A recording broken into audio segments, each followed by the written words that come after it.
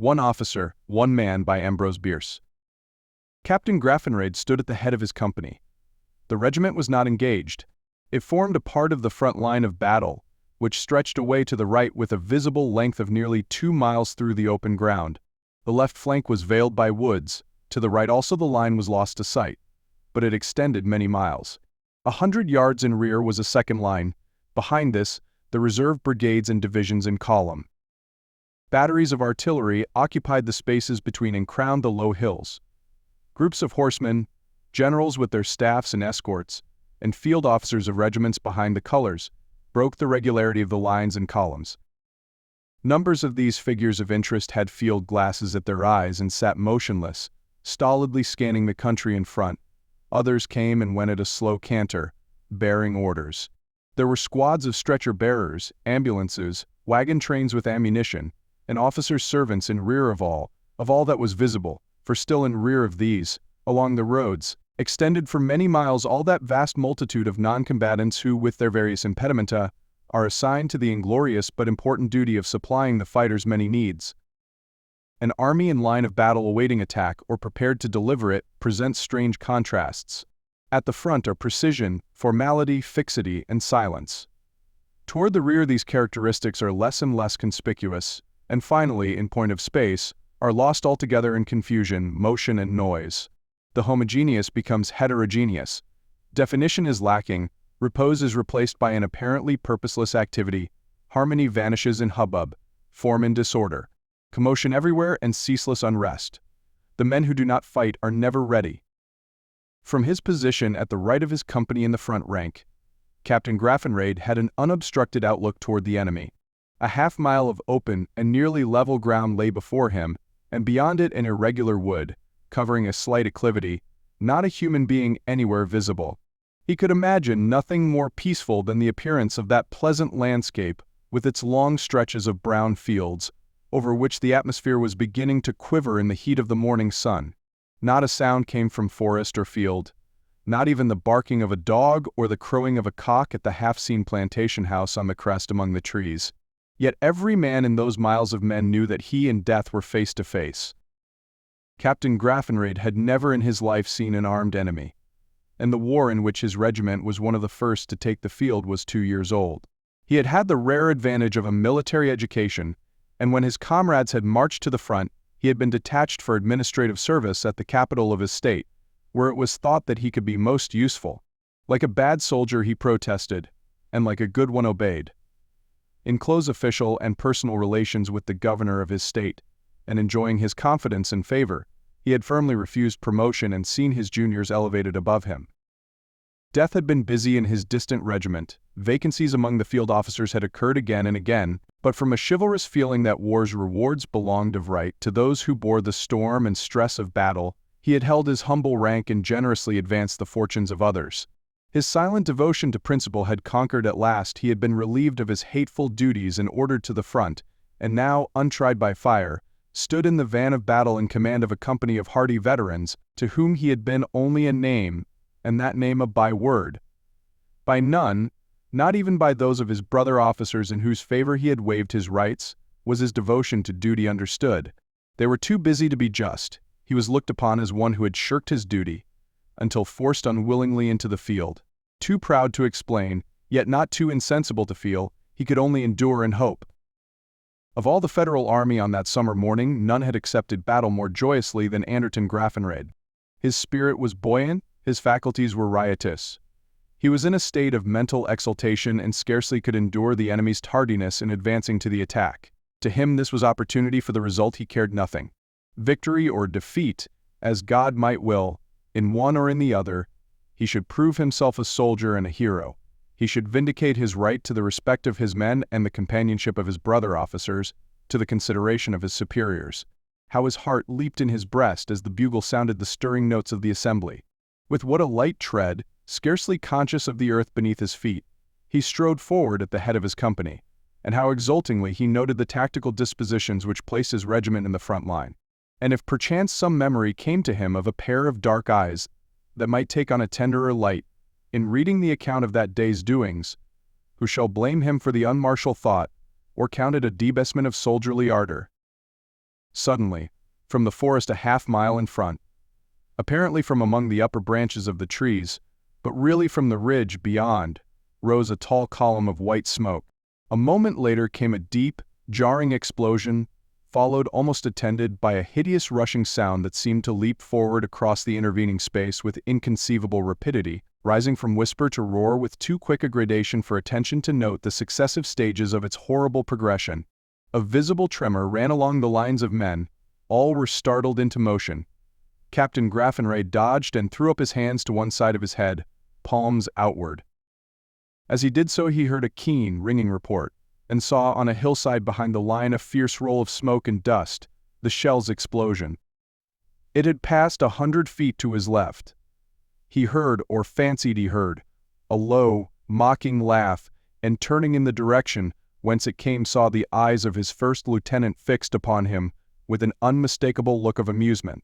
He looked along the line of faces in the front ranks. The men were laughing. At him? The thought restored the color to his bloodless face, restored too much of it. His cheeks burned with a fever of shame. The enemy's shot was not answered.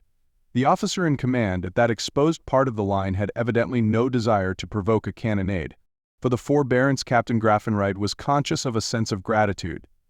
He had not known that the flight of a projectile was a phenomenon of so appalling character. His conception of war had already undergone a profound change, and he was conscious that his new feeling was manifesting itself in visible perturbation. His blood was boiling in his veins, he had a choking sensation and felt that if he had a command to give it would be inaudible, or at least unintelligible. The hand in which he held his sword trembled, the other moved automatically, clutching at various parts of his clothing. He found a difficulty in standing still and fancied that his men observed it. Was it fear? He feared it was. From somewhere away to the right came, as the wind served, a low, intermittent murmur like that of ocean in a storm, like that of a distant railway train, like that of wind among the pines. Three sounds so nearly alike that the ear, unaided by the judgment, cannot distinguish them one from another. The eyes of the troops were drawn in that direction. The mounted officers turned their field glasses that way. Mingled with the sound was an irregular throbbing. He thought it, at first, the beating of his fevered blood in his ears, next, the distant tapping of a bass drum. "The ball is opened on the right flank," said an officer. Captain Graffenreid understood. The sounds were musketry and artillery. He nodded and tried to smile. There was apparently nothing infectious in the smile. Presently a light line of blue smoke puffs broke out along the edge of the wood in front, succeeded by a crackle of rifles. There were keen, sharp hissings in the air, terminating abruptly with a thump nearby. The man at Captain Graffenreid's side dropped his rifle. His knees gave way, and he pitched awkwardly forward, falling upon his face. Somebody shouted, "Lie down," and the dead man was hardly distinguishable from the living. It looked as if those few rifle shots had slain 10,000 men. Only the field officers remained erect. Their concession to the emergency consisted in dismounting and sending their horses to the shelter of the low hills immediately in rear. Captain Graffenreid lay alongside the dead man, from beneath whose breast flowed a little rill of blood. It had a faint, sweetish odor that sickened him. The face was crushed into the earth and flattened. It looked yellow already, and was repulsive. Nothing suggested the glory of a soldier's death nor mitigated the loathsomeness of the incident. He could not turn his back upon the body without facing away from his company. He fixed his eyes upon the forest, where all again was silent. He tried to imagine what was going on there, the lines of troops forming to attack, the guns being pushed forward by hand to the edge of the open. He fancied he could see their black muzzles protruding from the undergrowth, ready to deliver their storm of missiles, such missiles as the one whose shriek had so unsettled his nerves. The distension of his eyes became painful. A mist seemed to gather before them. He could no longer see across the field, yet would not withdraw his gaze lest he see the dead man at his side. The fire of battle was not now burning very brightly in this warrior's soul. From inaction had come introspection. He sought rather to analyze his feelings than distinguish himself by courage and devotion. The result was profoundly disappointing. He covered his face with his hands and groaned aloud. The hoarse murmur of battle grew more and more distinct upon the right. The murmur had, indeed, become a roar, the throbbing, a thunder.